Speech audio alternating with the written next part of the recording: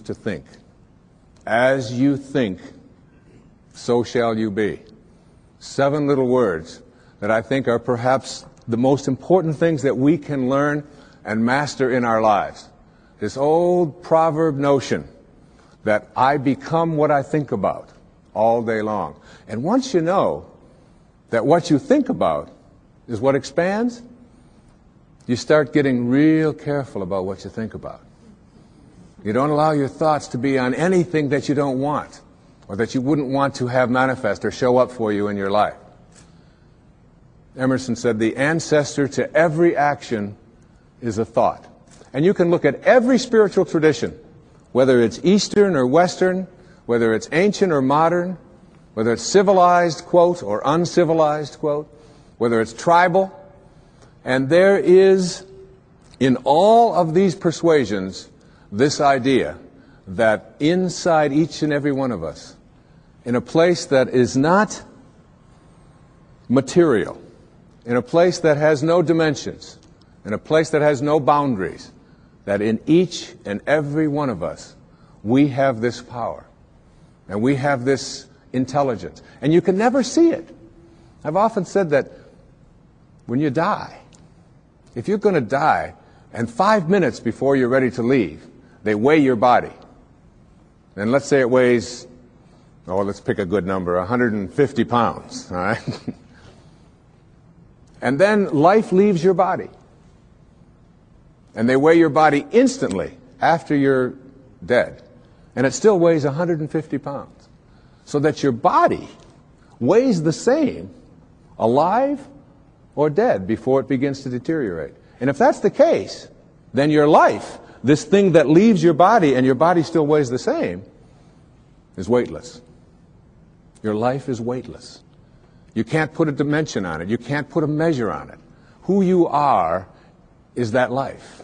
And that life is not in the dimension of material. It's like if I want to wiggle my finger, I just have to have a thought. And the thought says, I think I'm going to wiggle my finger. And then I do this, and you say, well, that's really no big deal. But it really is a big deal. Because there's something invisible in here that says, I'm going to wiggle my finger. I've never seen that. I've never been able to, you can put that under an x-ray, you can try to measure that and find out what it is in there that allows you to say, I'm going to wiggle my finger, and you can never find it. It's not in this world, if you will. So I can do all the scientific studies, and what I can do when I do these scientific studies is I can find the command center inside of me. And I can go to the brain and I can point to a specific point, and scientists can do this and say, there's the command center, which allows you to have a thought, I think I'm going to wiggle my finger. But there's no computer and there's no scientists and there's no technology that can ever allow us to go inside and say, there's the commander in the command center. Can't find it. And that commander in the command center, that weightlessness, is the part of us that we just don't pay enough attention to.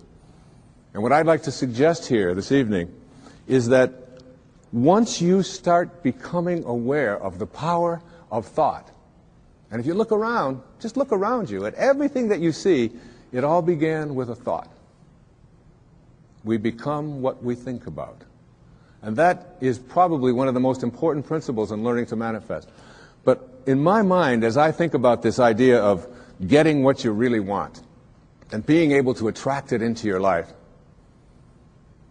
what we have to look at is basically the obstacles that we have conditioned ourselves. And you notice I say that we have conditioned ourselves, because I have never believed that we need to be putting the responsibility on someone else. If you're conditioned, it's because you have allowed yourself to become that. And if we are conditioned, if we've conditioned ourselves to believe certain kinds of things, and one of the things that we kind of believe and hang on to and live with is this whole idea that all of the things that happened to me in my past are what are keeping me from doing what I'd like to do today. So we hang on to these things and we fill ourselves with blame. We say, I'm the middle child. I'm the youngest child. I'm the oldest child. You know, I'm an only child. Any one of those is a great excuse. You know, if you're the youngest child, you can say, well, you know, how could I be making decisions for myself and be a fully functioning person today when I always had somebody else telling me what to do my whole life? How could I think for myself? If you're the oldest child, you can simply say to yourself, well, how could I be expected to think for myself? I always had to think for somebody else. I was always doing it for somebody else. And that leaves the middle child, you know, the classic identity crisis. Oh, poor me. My mother didn't even know my name. She was always calling me by this one's name or that one's name. So I don't know where I fit in. So that takes care of everybody except the only child. And of course, the only child, well, your parents looked at you and said, we won't be doing that again. You have to live with that, I don't. So everybody, with their birth order, or with their mother liked their sister better, or that we had enough, or we didn't have enough, or we had too much, or we lived in the north, we lived in the south, I'm too tall, I'm too short, I've got too much hair, I don't have enough hair, it's falling out, it's not falling out, whatever it is, we all have these excuses. And I call all of these things that we hang on to and use to keep ourselves from reaching these higher places in our lives, the wake. I call it the wake. And the wake is comes from a story that I heard Alan Watts tell one time, and it was a very powerful story. He said, your life is like a boat, and it's heading up the river at, say, 40 knots. All right? And as it's going, you are somehow able to metaphorically stand on the stern, the back of the boat, and look down into the water. Now there goes your life in this direction, and you're standing here and you're looking down into the water. And you ask yourself these three questions. The first question, what is the wake? What is it? What is this thing that you see? And the answer, the wake is the trail that is left behind. That's what it is. Nothing more, nothing less. It's the trail that is left behind. Second question to ask yourself in this little metaphor, what's driving the boat? What's making this thing go in this direction? The answer, the present moment energy that's being generated by the engine. And nothing more. That's the only thing that's making the boat go in this direction. And in this little scene, this means it's the present moment thoughts that I have and how I am using them that is making my life go in this direction, and nothing more. Because the third question is the most important and powerful question. And ever since I heard it, I've always thought about this whenever I have a tendency to look back here and blame something. Is it possible for the wake to drive the boat? That is, can a trail that is left behind make a boat go in this direction?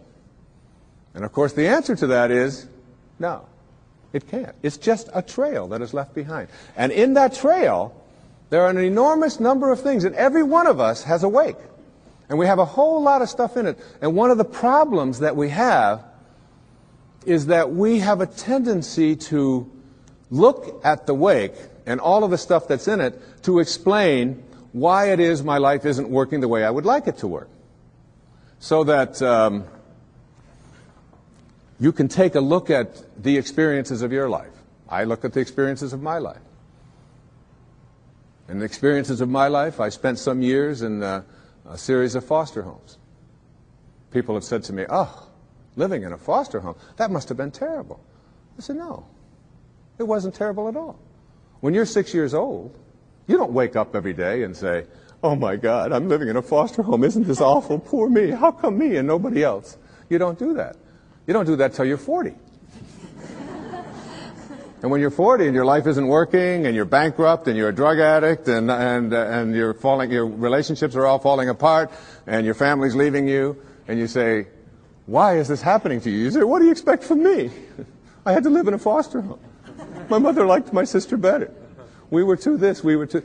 And so it's like we take a look at all of these things in our wake. And I'm not saying here that you shouldn't be in touch with your past and all of the things that are back there, but to use it as excuses for why you can't get where you'd like to get today is something that if you do that, you will never get to this place that I'm talking about in this program, which is this place that I call higher awareness, way beyond